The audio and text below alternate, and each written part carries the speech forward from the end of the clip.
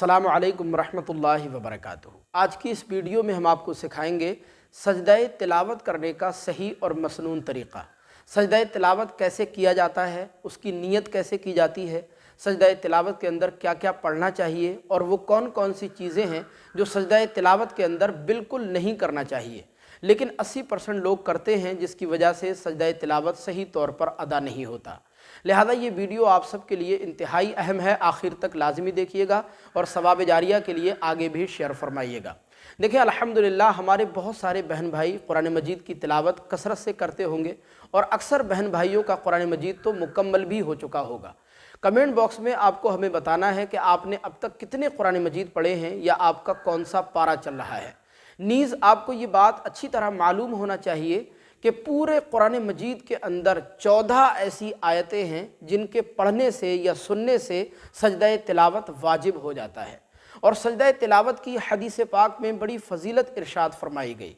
हज़रत सैयदना अबू हुरैरा रज़ियल्लाहु तआला अन्हु से मरवी है कि अल्लाह के रसूल सल्लल्लाहु अलैहि वसल्लम ने इरशाद फरमाया कि जब इब्ने आदम यानी इंसान सजदे वाली आयत तिलावत करके जब सजदा करता है तो शैतान रोते हुए उससे दूर हो जाता है, उससे अलग हो जाता है और कहता है कि हाय मेरी बर्बादी, इंसान को सजदे का हुक्म दिया गया, उसने सजदा किया, उसके लिए जन्नत है, और मुझे सजदे का हुक्म दिया गया, मैंने इनकार कर दिया, लिहाजा मेरे लिए जहन्नम की आग है। लिहाजा सजदा तिलावत की बड़ी फजीलत है। तो जैसे ही आप सजदे वाली आयत तिलावत करेंगे या सुनेंगे तो फ़ौरन आप पर सजदा तिलावत करना वाजिब हो जाएगा।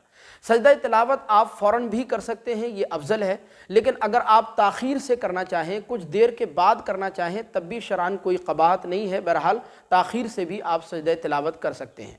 इसके करने का सही और मसनून तरीक़ा यह है कि जब आप पर सजदा तिलावत वाजिब हो तो आप पहले सीधे बिल्कुल एकदम खड़े हो जाएं और खड़े होकर आप नियत कर लें। नियत आप अरबी में भी कर सकते हैं, उर्दू में भी कर सकते हैं। उर्दू में आप नियत इस तरह करेंगे, नियत की मैंने अल्लाह के वास्ते सजदा तिलावत की। नियत करने के बाद बग़ैर कानों तक हाथ उठाए डायरेक्ट अल्लाह अकबर कहते हुए आप सजदे में चले जाएंगे। बहुत सारे बहन भाई इसमें गलती ये करते हैं कि वो नियत करने के बाद अल्लाह अकबर कहने के साथ साथ कानों तक हाथ उठाते हैं। हालांकि कानों तक हाथ उठाना ज़रूरी नहीं है। बग़ैर कानों तक हाथ उठाए आप डायरेक्ट अल्लाह अकबर कहते हुए सजदे में चले जाएं और सजदे की तस्बीहात मुकम्मल करें, यानी सुबहान रब्बियल आला, सुबहान रब्बियल आला, सुबहान रब्बियल आला, कम से कम आप 3 मरतबा पढ़ लें। उसके बाद अल्लाह अकबर कहते हुए आप डायरेक्ट बिल्कुल सीधे खड़े हो जाएंगे। ये सजदा तिलावत का सही और मसनून तरीक़ा है। इसमें आपको सलाम फेरने की ज़रूरत नहीं है, तशाहुद पढ़ने की यानी अत्तहियात पढ़ने की भी ज़रूरत नहीं है। बहुत सारे बहन भाई ये गलती करते हैं कि वो सलाम फेरना इसमें ज़रूरी समझते हैं, हालांकि सलाम फेरना ज़रूरी नहीं है, ना अत्तहियात पढ़ना ज़रूरी है। सजदे की तस्बीहात मुकम्मल करके आप डायरेक्ट अल्लाह अकबर कहते हुए खड़े हो जाएं। ये सजदे का सही तरीक़ा है। बाकी अगर कुछ अहबाब बैठे बैठे सजदा तिलावत करना चाहें तो बैठे बैठे भी सजदा तिलावत हो जाता है।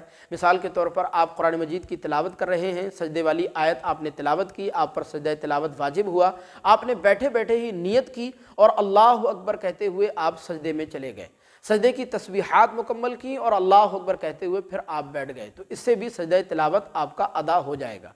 लेकिन बेहतर और अफजल ये है कि आप सीधे खड़े हों, नियत करें और अल्लाह अकबर कहते हुए डायरेक्ट सजदे में जाएं और सजदे की तस्बीहात मुकम्मल करें और अल्लाह अकबर कहते हुए आप सीधे खड़े हो जाएं। ये सजदे का सबसे सही, मसनून और अफजल तरीक़ा है। तो हमें उम्मीद है कि ये तरीक़ा आपको ज़रूर समझ आया होगा। बाकी अगर कोई सवाल आप पूछना चाहते हैं तो कमेंट बॉक्स में हमें ज़रूर बताइएगा और चैनल पर पहली बार तशरीफ़ लाए हैं तो सब्सक्राइब करके घंटी ज़रूर दबा लीजिएगा। अस्सलामु अलैकुम व रहमतुल्लाह।